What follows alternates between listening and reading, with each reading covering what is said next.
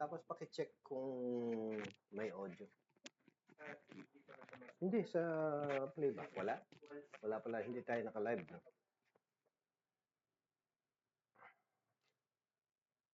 So dito, hindi siya ma-check dito. Ah, okay. Okay. Oh.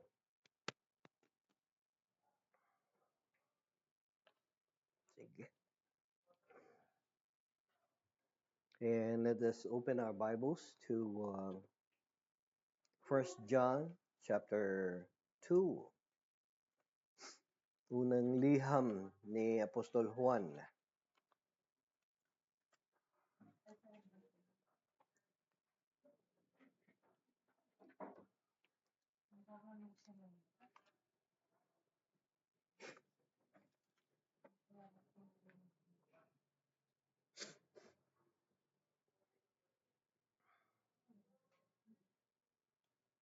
Sige, mag-reading muna tayo, no?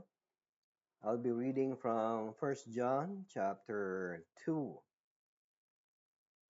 para makita natin yung kabuuan ng ating pag-uusapan ngayon, yung topic ko ngayon. 1 John chapter 2. My little children, I am writing these things to you so that you may not sin. And if anyone sins, we have an advocate with the Father, Jesus Christ, the righteous. And he himself is the propitiation for our sins, and not for ours only, and also for those of the whole world. By this we know that we have come to know him if we keep his commandments. The one who says, I have come to know him, and does not keep his commandments is a liar, and the truth is not in him. But whoever keeps his word, in him the love of God has truly been perfected. By this we know that we are in him. The one who says he abides in him ought himself to walk in the same manner as he walked. Beloved, I am not writing a new commandment to you, but an old commandment which you have had from the beginning. The old commandment is the word which you have heard. On the other hand, I am writing a new commandment to you, which is true in him and in you, because the darkness is passing away and the true light is already shining. The one who says he is in the light and yet hates his brother is in the darkness until now.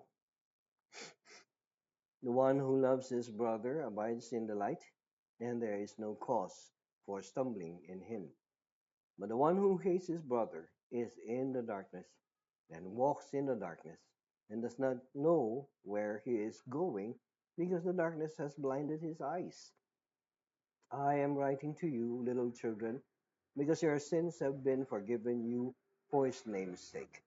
I am writing to you, fathers, because you know him who has been from the beginning. I am writing to you, young men, because you have overcome the evil one. I have written to you, children, because you know the Father.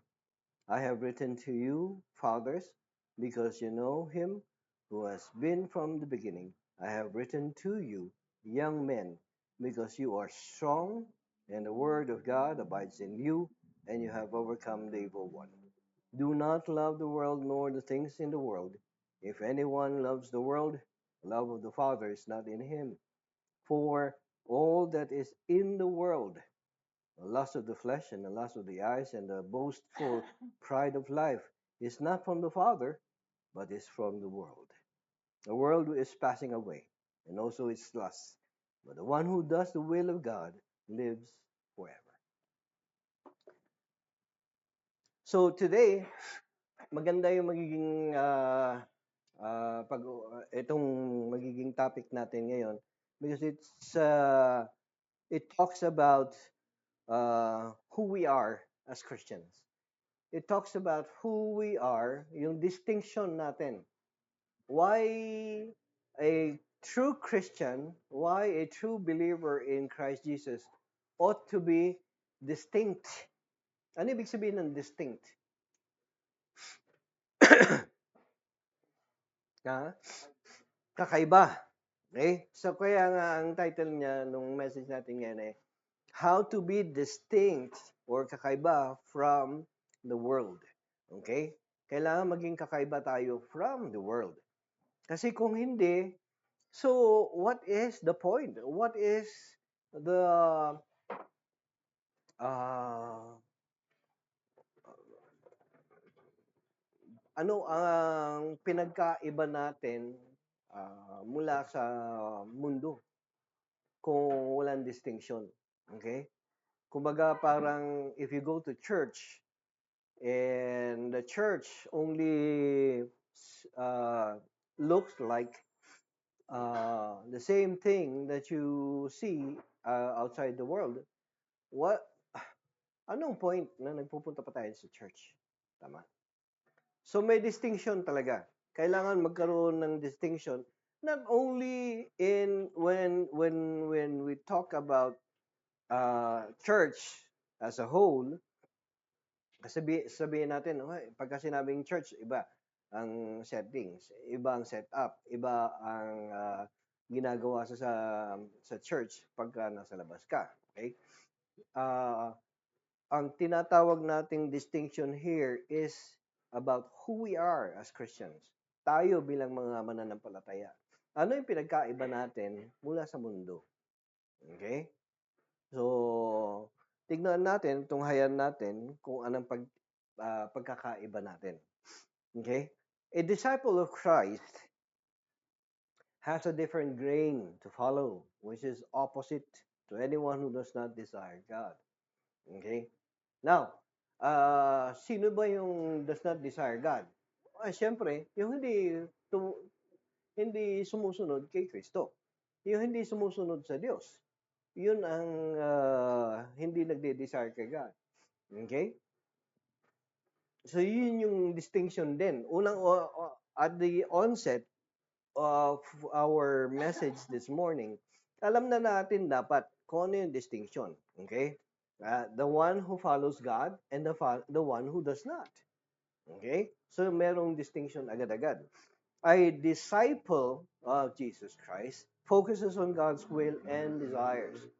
Ano ba yung naisin niya? Ano ba yung layunin ng Diyos? Ano ba yung kanyang gustong mangyari at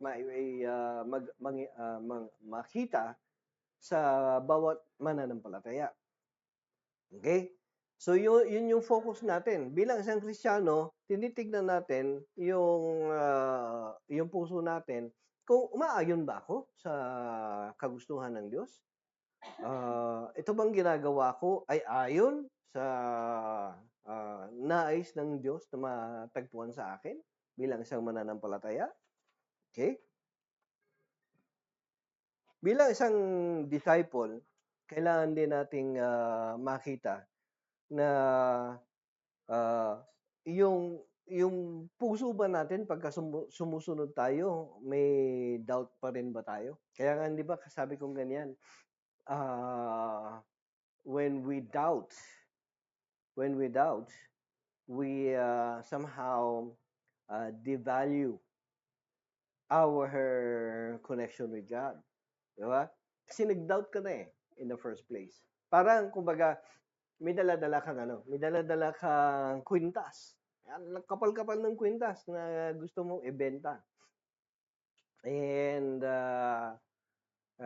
tatanungin sa iyo kung ilang carats ng gold yung dala-dala mo. And because you were not sure of yung dala mo, yung value ng kwintas mo, you doubted.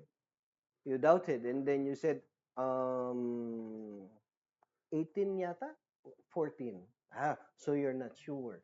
If you're not sure, ito nangyayari sa mga bumibili. Ito yung nangyayari sa bumibili. Since you're not sure, okay, since you are not sure, kunwari ikaw, Dave, ikaw yung nagtitinda nung kwintas. You're not sure if it's 14 carats or 18 carats or 24 carats. Okay? Pero hindi rin daw mabenta ang 24 carats. Kahit na 100% pure na 'yun ang 24 carats. Okay? Pero walang ayaw din daw pala nila yon. Mas maganda, mas mabenta pagka 14 or 18 carats. Kasi mas magandang gamitin yung ganong klase ng ginto for everyday use. Okay? Parang kwintas. Laging nakabalatay sa leeg mo yung kwintas. Ayun, pwede. Yun yung mga pwedeng gamitin. So since, like for example, you come to me and then you have this necklace na ginto and you want to sell it to me, but you're not sure kung ilan yung karat niya, 14 or 18 karat. Sabi mo, hindi ako sigurado eh. Now, anong gagawin ko? Ako yung buyer. Anong gagawin ko? Anong gagawin ko? Ha? Hindi. Bibiling ko pa rin. Bibiling ko pa rin kasi very, very valuable ang ano. Lalong-lalo na kung ako, I know what gold is. Okay? Lalo-lalo na kung ako marunong akong kumilatis ng ginto. Anong gagawin ko? Guguyuhin kita. Iisahan kita, di ba? Ibig sabihin, kasi ikaw, hindi ka marunong, hindi mo alam.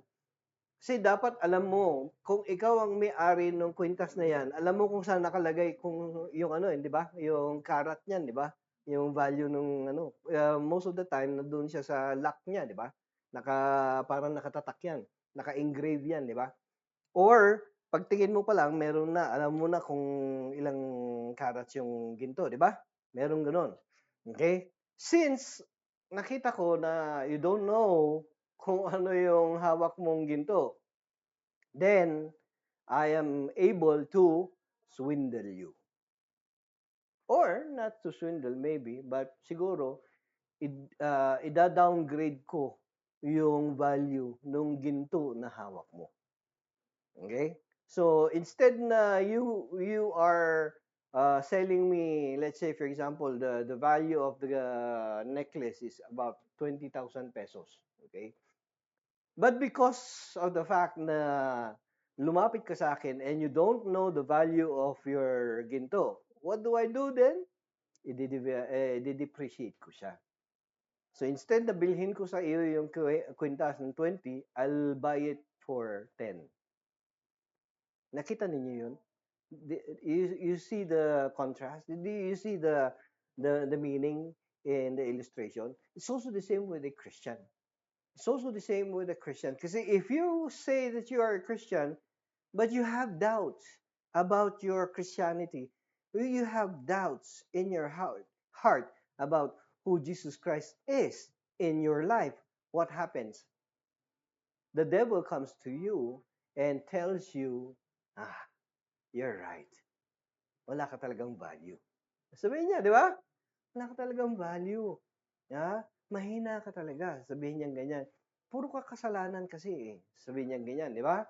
And he will continue, the devil will continue to put in lies in your heart. Why? Because in the first place, you yourself found or believed or doubted about the value of Christ in you. Okay? Kaya kailangan bumalik tayo. Kailangan bumalik tayo kay Kristo at tunghayan natin ano yung value ni Kristo sa iyo. If you put the highest value on Christ, then ibig sabihin, how do you put the value of Christ? How do you put that value in Christ pala? Sige nga, may I know from the church? Tulungan nga ninyo ako. Paano nagkakaroon ng value si Christ sa buhay mo? Sige nga. I want to hear from you. Paano nagkakaroon ng value si Christ sa buhay niya? Kasi once di ba sabi ko nga, di ba? Ito yung sinasabi ko. Pagka binigyan mo ng mataas na value si Christ, then, yun din ang nagiging value mo sa Christian. Gets nyo? Alright. Going back to the question. How do you give value to Christ? How do you give value to Christ?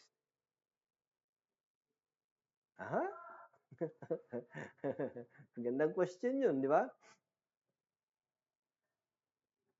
How do you give value to Christ? Huh? Let me give you an example. Uh, or let me give you a question. How how is your devotion? How is your devotion life? How is your prayer life? How is your meditation of the Word of God? How do you value the Word of God? Yun ang mga magagandang tanong, di ba? Now, if you have a good answer with those questions that I have thrown to you, ibig sabihin, yun ang value mo bilang isang Kristiyano. Now, pagising mo na umaga, sinong inuuna mo? Kung inuuna mo si Kristo, kung inuuna mo siyang sa iyong pananalangin, kung inuuna mo siya sa iyong pag-aaral ng salita ng Panginoon, then that is your value of Jesus Christ. Siya yung priority mo. Okay? Ang taas ng priority mo kay Kristo. If that happens, then that is also your value as a Christian. Okay? So may distinction na. Meron ng halaga ikaw na isang Kristiyano. Gets nyo? Okay? I hope that that is very clear. Okay? A disciple follows without question or doubt. A disciple leads a different life that would seem obscure and obsolete. Lagi. Di ba? Ganun naman talaga eh. Parang ang buhay ng isang Kristiyano, dahil sinusunod mo kung ano yung nais ng Panginoon sa buhay mo, anong nangyayari?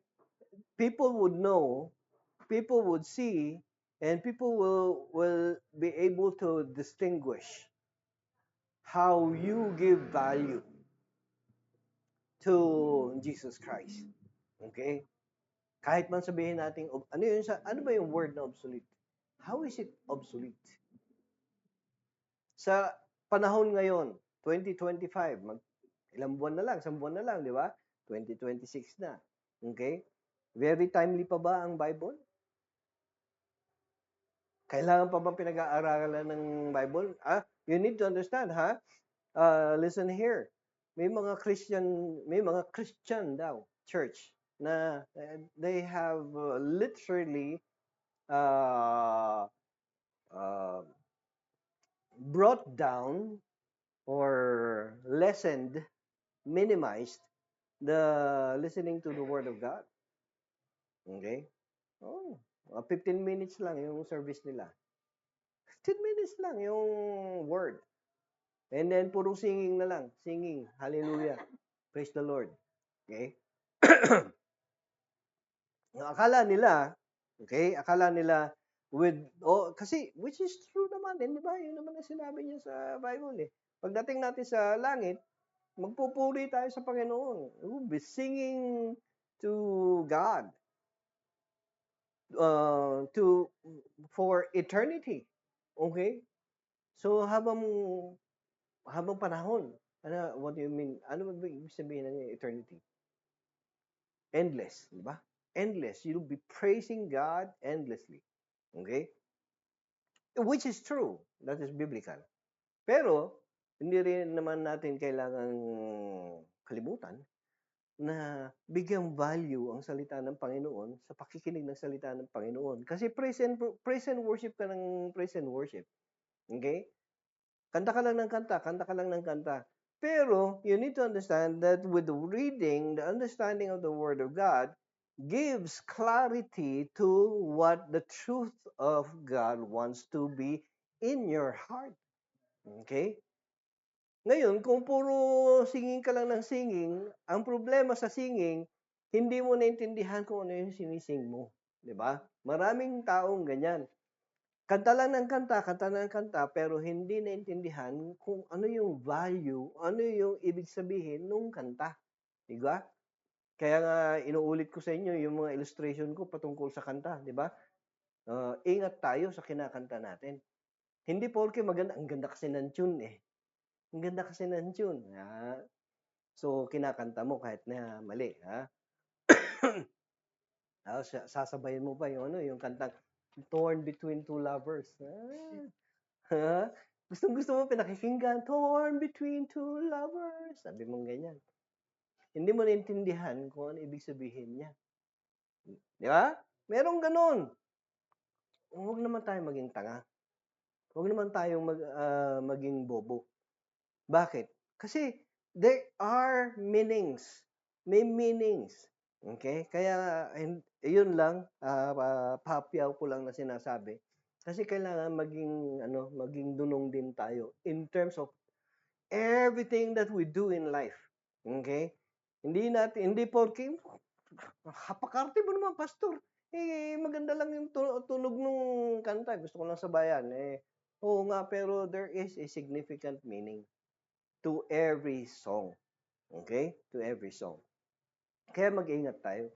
Kaya yung kaya nga kailangan din nating mag-ingat sa mga praise and worship songs na kinakanta natin. Baka maya-maya, unbiblical, wala na sa theology yung kinakanta. Hindi, kasi nakakapag-praise and worship ako pagka ganyan eh. But if your praise and worship blasphemes the name of God, stop it. Okay? So kaya kailangan yung mga songs natin in the church ought to be theologically sound. Okay? Na tama siya biblical. Okay? Hindi basta maganda ang tono eh. Sige, nadadala na lang tayo sa tono. Pero hindi natin alam ibig sabihin ng kinakanta natin. That is very wrong. Next, sabi niya dito, if one must desire to follow God, a denial of self is the chief necessity to consider. Okay? It is more of who Christ becomes in our lives. Unti-unti, actually, unti-unti nawawala yung pagiging Raymond ko, yung pagiging Miguel, yung pagiging Ramon. Nawawala na yan, unti-unti. Up to the point where when you face God, God will see you and your name. He knows who you are and your name, but your character, your personality, the whole being becomes Christ-like. Okay? Becomes Christ-like. So nakikita si Kristo, hindi si Raymond. You may walk down Session Road and nakikita nila, si Kuya Raymond, sabi nilang ganyan. Pero nakikita rin nila si Kristo sa buhay mo. You get niyo yun? Nakuha ninyo yun? Kailangan makita natin yun. That is what it means by becoming a disciple of Jesus Christ. Next, sabi niya, many failed in this divine quest merely because they could not separate themselves from the world. Hindi nila mai-separate yung sarili nila mula sa mundo. Okay? Kahit na sabihin natin na Kristiyano na sila. Pero ang tanong, Pastor, what's wrong with the world? Masama ba ang world? Hindi ba sabi nga sa Bible, and God created everything and ano yung naging declaration ni God? And it was good. He created the waters and it was good. He created the animals and it was good. And created the heavens and the earth, and he created light and darkness. He created the sun and the moon. And every time at the end, he would say, it is good. Okay? So what's wrong with the world? Anong wrong sa world? What's wrong with the world? Well, the world we live in is not totally wrong. Sinabing wrong talaga eh. But the problem lies with us, with humans, with our understanding of the world.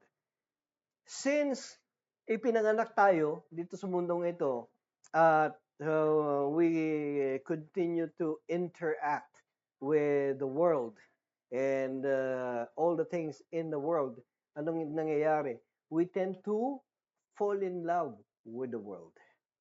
Okay, we tend to fall in love with the world. And when that happens, it is really difficult for someone who has fallen in love with the world to fall in love with Christ. Lalong-lalo na kung hindi pa niya rin ah, na bitiwan, na isuko ang kanyang buhay kay Kristo. If that happens, then ang mangyayari, yun, torn between two lovers. Di ba? You love the world, you love Christ. Sabi mo, you love Christ, di ba? But you still continue to love the world. So, if that happens, then sino ang choice mo talaga? The world or Christ? Before we even consider following God, we were first satisfying our desires with worldly things. Okay? Mga bagay na makamundo, long time ago when we were still away from the presence of God, when we were still not in God, what happened? Well, we were basking in glory with the world. Nandito tayo sa mundo eh. Kamunduhan pa rin yung ating pinaiinog sa ating buhay. Okay? God requires complete devotion of heart, mind, body, and spirit. Upang sa ganon, makita. Kasi if our devotion in God is not complete, it is not total, it is not 100%. That means meron pang kaunting porsyento, kaunting part ng puso natin na nakakapit pa sa mundo. Di ba? Nakakapit pa sa kamunduhan. Yes, of course, we can claim. It's true. We can claim that we love the Lord, that we are with the Lord, that your heart, your mind, your soul, your spirit, and everything is dedicated to. Pero, may but. But, may negosyo kasi ako eh. May ginagawa pa ako sa sa mundo. May ginagawa pa ako sa aking trabaho. If that happens, then you are uh, you are working and living in two worlds. Nakakalungkot kasi maraming ganyang mga Kristiyano. Okay? In order for this to happen, we have to learn to let go of everything we consider precious and follow God. Ito yung mahirap. Ito yung hindi madaling gawin ng isang nais na maging totoo kay Kristo. They cannot easily give up on what they have found as their life already in this world. Lalo-lalo na pagka nakasanayan nila yung isang bagay. Kaya nga meron nung I know someone, sabi nila, Pastor, ang hirap talaga maging Kristiyano. Sabi nila, ang hirap maging Kristiyano. Bakit mo ang hirap maging Kristiyano? Sabi ko gano'n. Wala eh. Pagka naglalakad ako ng business permit, hindi uusad yung business permit ko kung hindi ako maglalagay. So, napipilitan tuloy ako maglagay. Sabi niya ganyan. Para umusad lang yung kanyang ang hirap eh. Sabi niya ganyan. Alam mo, hindi nagiging mahirap ang pagiging isang Kristiyano kung in the first place, you have already chosen to be in the side of Christ. Kasi meron mga ganun, talagang hindi nila maiwan. They want to be Christians, they want to follow Christ, but at the same time, they want to be in the world still. Kung how the world continues to work. So yun parang dual citizenship, parang ganon. Okay? Dual citizenship. Well, yes, of course, pwedeng since we are still here on earth, hindi pa tayo kinukuha ni Lord. Okay? Since hindi pa tayo kinukuha ni Lord, kung ano yung ginagawa ng mundo, kung paano mabuhay dito sa mundo, hindi kinakailangang ipinamumuhay. Okay? Kasi pagka sinabing, kasi nasa mundo pa rin tayo eh, kaya kailangan nating, uh, uh, gawin yung ginagawa ng mundo. So pagka ginagawa natin yung ginagawa ng mundo, what is the distinction then of the Christian? What is the separation? What is the difference of the Christian today? If that happens, then nakakalungkot. Kasi uh, hindi natin naiiwan kung sino yung old self natin. Okay? Kailangan nating iwan, mga kapatid. It would be a heavy burden to carry if we choose to follow God and yet continue to live according to the flesh. Kaya nga sabi ni Apostol Pablo, di ba? Leaving everything behind. Okay? Kasi ang problema, we are encumbered. Sabi ni Apostol Pablo, we are encumbered by the things, all these bad things. Dala-dala pa rin kasi natin eh. Hindi tayo makamove on sa ating buhay Kristiyano. Why? Because we still live according to the flesh. Okay?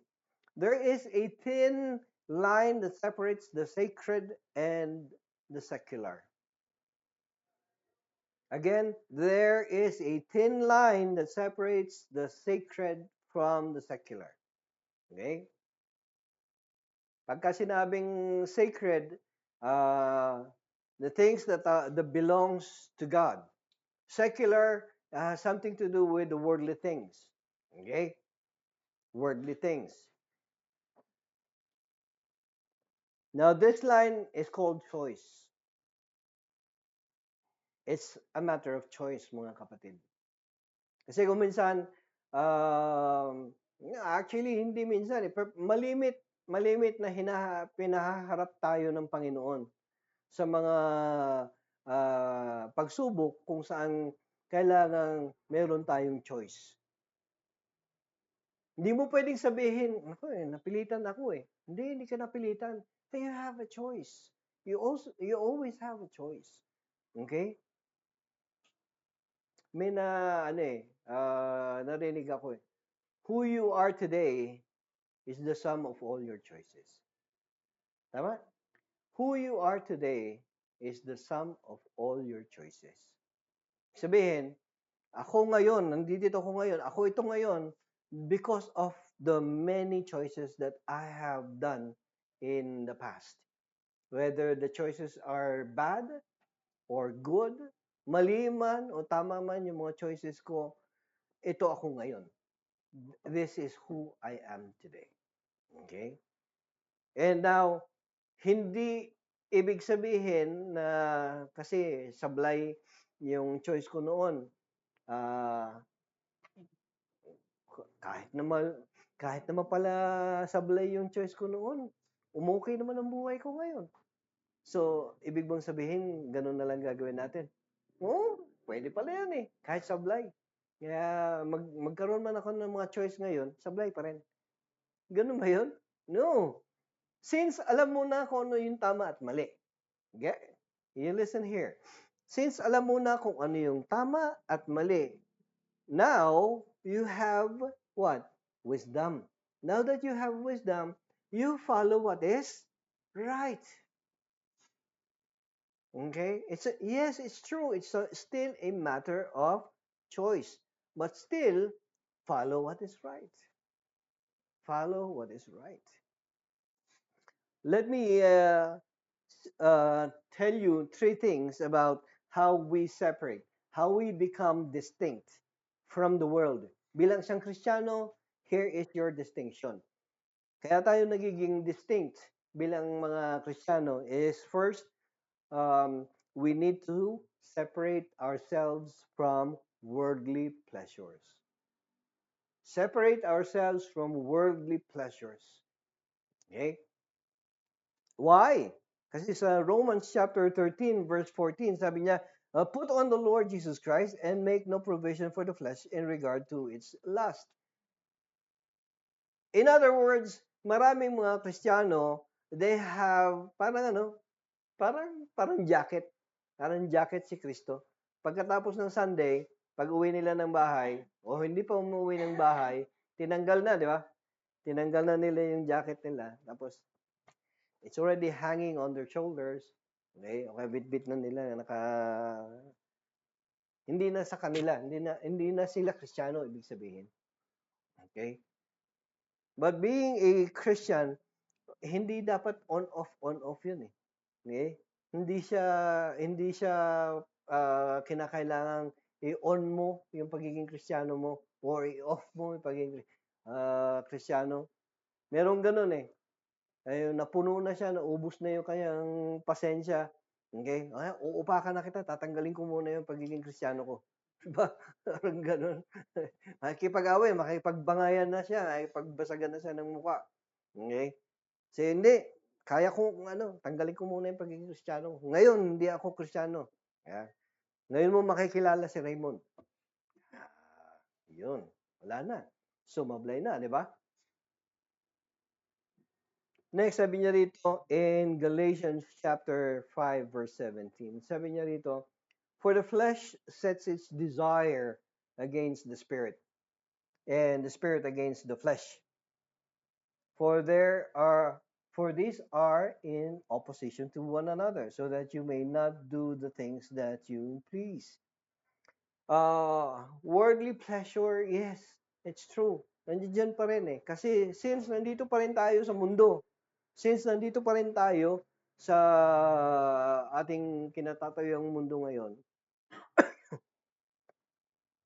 exposed pa rin tayo sa pleasures ng mundo.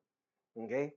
Ibig bang sabihin, meron akong binibilhan noon sa palengke. Isang pamilya, sisters actually sila, na may prutasan sila, may paninda sila mga prutas. And ang itsura nila, mahaba ang buhok, mahaba ang damit na nakapalda. And for them, they say that they are Christians. Okay, if that is your how you identify yourself, Christian daw sila. Pero kahit kailan, hindi ko nakita silang ngumiti. Hindi ko nakita ngumiti. Parang somehow, parang bad. Parang bawal sa kanila ang worldly pleasure na ngumiti. Ayan. Ngumiti, maging masaya. Okay? Yeah? Parang kailangan nakaseryoso yung mga mukha nila. Ha? Multo sila. Nakakalungkot naman. I mean, yes, it's true. We are exposed to a lot of things in this world about being happy, being, like for example, pagka kumain ka ng masarap, yung paborito mo. Like for example, ako, paborito ko, kare-kare, di ba? Now that I am a Christian, bawal na. Bawal na ang pleasure. Okay? So, pwede pa rin akong kumain ng kare-kare. Pero, hindi na masarap. Hindi na masarap. Ganun ba yun? Ang dami ko pa naman paboritong pagkain.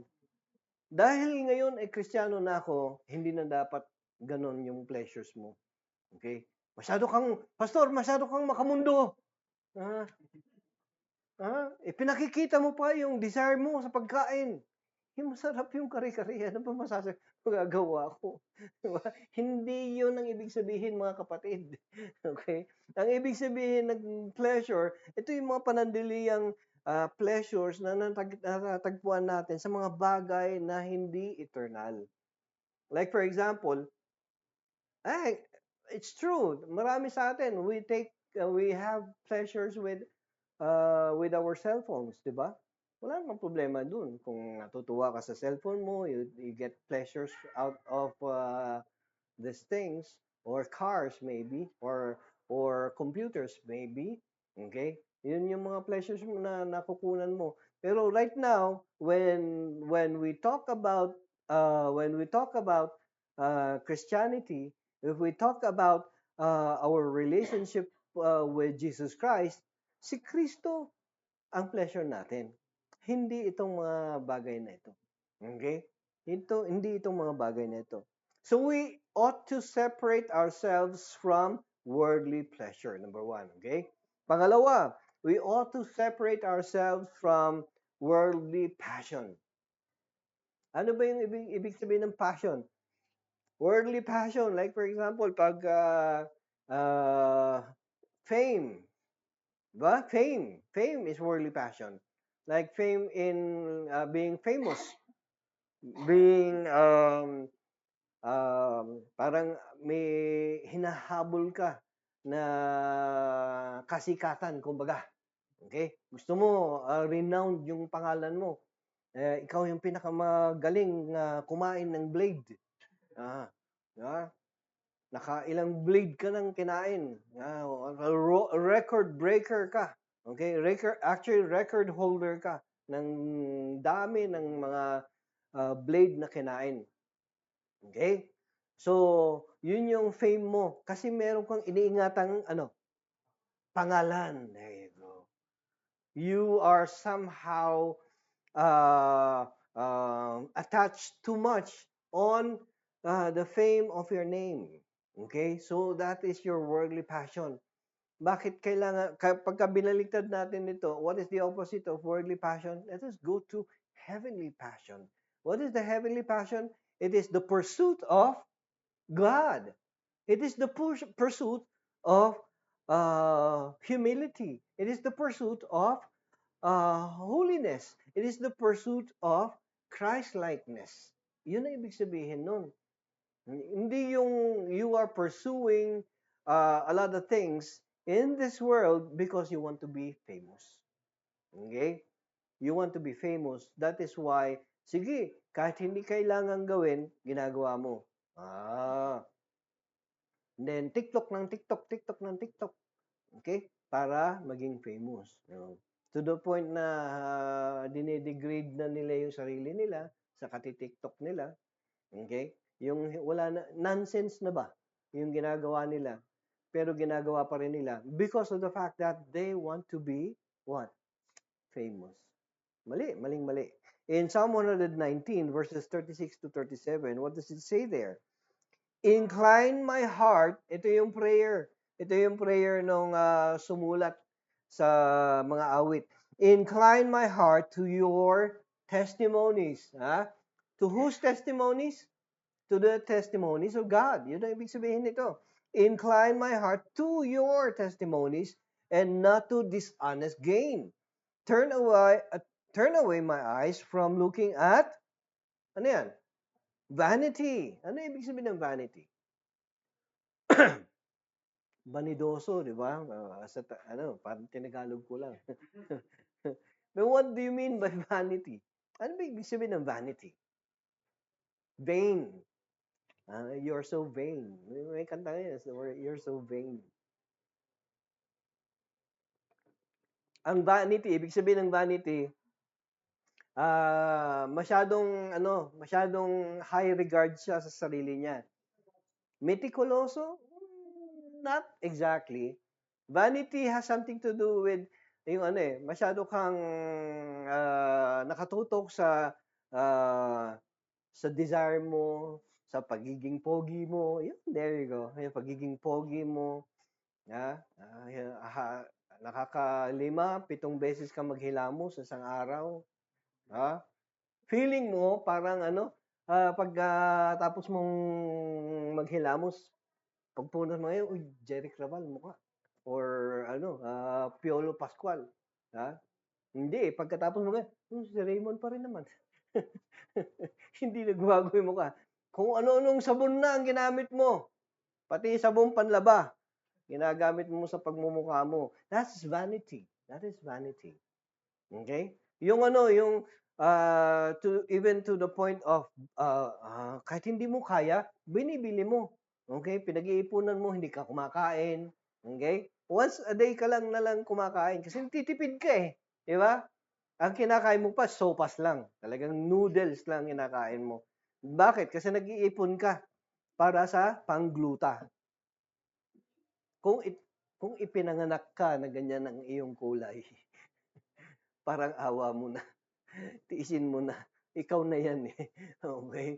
Hindi mo kailangan magluta na magluta.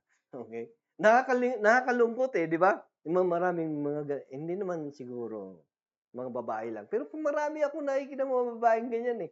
Gluta ng gluta. Tapos makikita mo yung mga anak nila, ang iitim. Okay? So, hindi ko nilalait mga kapatid, okay? Wala akong nilalait. Pero ang nilalait ko dito is the fact that they are concentrating on things that are vain. Okay? Vanity. Wala na, hindi na seryoso yung buhay nila. Okay? Nakatutok na lang sila sa kagandahan nila. Nakatutok na lang sila sa papogi nila. Okay? Na wala nang point, na wala na silang ibinigay na portion para sa spiritual matters. Okay? Ang puti-puti mo nga, may itim naman ang budhi mo. Gets nyo yun? Maputi ka nga, may itim naman ang budhi mo. Okay na ako, na maitim ako. Itong kulay kong ito, okay na sa akin ito. Basta yung aking puso, nais kong maging pure sa harap ng Diyos. And later on, one day, I will face God. And God will look at, uy, ang puti mo na. Sabi ni God sa akin, ang puti mo na. Ikaw ba si Raymond? Yun. Hindi na ako na-recognize ni God dahil sa sobrang puti ko. Muntik ko nang malampasan yung kaputian ni God. Parang ganun. Pero kitang-kita ni God yung puso ko. Yung budhi ko na pagka-itim-itim. Nakakalungkot, di ba? Kita natin yung contrast. Okay? Ecclesiastes chapter 5 verse 10 says here, he who loves money will not be satisfied with money, nor he who loves abundance with its income. This too is vanity. Ibig sabihin mga kapatid, anything that you love and desire in this world, the things that are going to be lost, hindi eternity. Panandalian lang ang lahat ng bagay na nandito sa mundo, panandalian lamang. If that is what it is in life, then I will seek what is eternal. What is eternal? God is eternal. His love is eternal. I will seek the love of God. I will seek Jesus Christ. Okay? Doon hindi ako lugi eh. Di ba? Doon hindi ako lugi. Pero dito sa mundo, ang dami kong lugi rito. Bakit? Kasi all those things, everything that you have today, everything that we possess today will one day disappear. Walang forever. Si God lang. Amen? Amen. Pangatlo, so separate yourself from worldly pleasure, then separate yourself from worldly passion. Now, separate yourself from worldly pride. Now, you can be proud still, okay? You can still be proud of something, okay? But not about worldly pride. We ought to not be proud of worldly things. Ano ba yung mga worldly things na pwede tayong maging proud? Proud sila sa kanilang mga title. Reverend Father, Reverend Father, Doctor. Ang haba ng title niya. Ang haba ng title na nakalagay doon sa kanyang pangalan. Nakakalungkot. Bakit? Kasi all of those things, all of those titles before your name, when you die and face God, God will not say, okay, tatawagin ni God, Reverend Father, Doctor. Hindi niya gagawin yun. Sinong tatawagin niya? Raymond Amurao, come forward. Yes. He will call my name without the title. Kaya it's useless. Yung mga pride na yan, ang dami mong punong-puno yung wall ninyo ng mga certificates. Okay? Lahat ng mga accomplishments mo, lahat nandoon. Okay? Nakakalungkot kasi lahat ng mga yan, those are all certificates of pride. Pastor, so ibig mong sabihin, huwag na akong mag-aral ngayon? Hindi ko sinabi yun. Hindi ko sinabi na huwag kang mag-aral. Ang sinasabi ko ngayon, never never put your heart into those things. Kasi pwede kang maging doktor, pwede kang magmasteral. Walang problema sa masteral. Walang problema sa mga titles mo sa name. Pero kung ikaw ay nakakatapak na ng kapwa mo because of the fact that you want to be recognized, you want your name to be recognized, nakakalungkot. Kasi pride na yan. This is the sin of the devil. This is the sin of Lucifer. Ano yung naging sin ni Lucifer? Pride. You know why pride was the sin of Lucifer? Ano sabi niya? I want to be like God. I want to be like God. Kasi nakita niya yung fame eh. Nakita niya yung nakita niya si God, nakaupo siya sa throne niya. And all the angels in heaven, every creature in heaven, they are all raising their voices, praising God, worshiping God. Nakita niya, wow! Alam mo yung unang tanong niya sa sarili niya, ni Lucifer? Ang tanong niya, pwede kaya akong ganun? Mararanasan ko rin kaya yun? Sabi niya ganyan. Kaya nagkaroon siya ng pride. You need to understand that the first yung first ministry, yung ministry ni Lucifer sa heaven, he was praising God. He was near God. Okay? He was singing songs of praise and worship to God. Yun yung ministry niya. Ngayon, he wanted more. He wanted that thing onto himself. Yun yung naging downfall ni Lucifer. At maraming mga Kristiyano, ito rin yung kanilang downfall. Kasi nakita nila, wow, sarap pala maging pastor.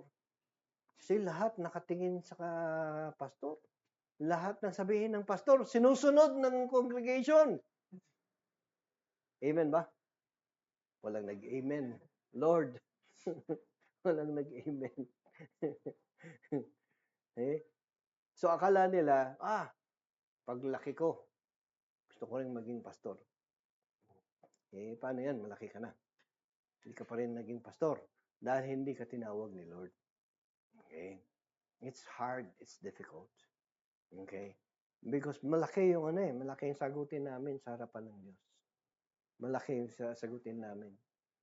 So, I do this with all my heart, with the love of Christ in me. In 2 Timothy chapter 2 or 3, verses 2 to 4, sabi niya dito, for men will be lovers of self, lovers of money, boastful, arrogant, revilers, disobedient to parents, ungrateful, unholy, unloving, irreconcilable, malicious gossips, without self-control, brutal, haters of good, treacherous. What do you mean by treacherous? Reckless, conceited, lovers of pleasure rather than lovers of God. These are all the things that people who do not love God anymore, they love themselves. This is pride. Okay? In James chapter 4, verse 6, but he gives a greater grace. Therefore, it says, God is opposed to the proud, but gives grace to the humble. He gives us his guide, his guidance. So again, separate yourself from worldly pleasures, from worldly passion, and from worldly pride. Mga kapatid, ito yung kailangan nating gawin. The secular cannot mix with the sacred, but the sacred can be part of the secular. Separate yourself from the world and bring God closer to the world. Hindi the other way around. Let us not bring the world into the church or into the life of the Christian. But instead, we bring, since you are, sabi natin, we have received Christ as Lord and Savior. Since your heart is now filled with Christ, what do? You bring Christ to the world. Tayo dapat yung nagdadala ng uh, kay Kristo sa uh, sa mundo. It's not the other way around. Okay? It's not the other way around. Yes, being a disciple means being distinct from the world. Okay? So ibig sabihin, we become separate from the world. Let us pray. Father in heaven, our hearts are um, truly blessed today, this morning, for you have clearly given to us what we ought to do as Christians, as believers in Christ Jesus. The distinction of being a Christian ought to be seen in our lives. I pray, Father, that you will continue to lead our hearts to separate from worldly pleasures, from worldly passions, and from worldly pride. For all these things separate us from God. I pray, Father, for your continued provision and protection for this church and make us distinct, unique in this world that we live in. Let your name be praised, O God. This is my prayer in Jesus' name. Amen. Amen. Amen. God bless us all.